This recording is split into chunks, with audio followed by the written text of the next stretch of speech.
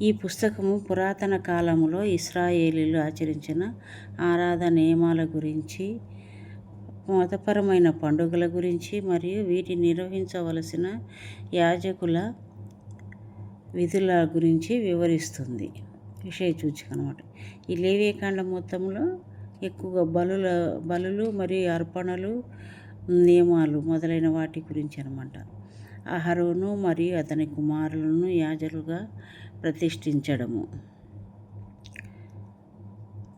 పవిత్రమైన వాటి గురించి మరియు అపవిత్రమైన వాటి గురించి ఆజ్ఞలు, ప్రాయశ్చిత్త దినము 16:1-34 అన్నమాట.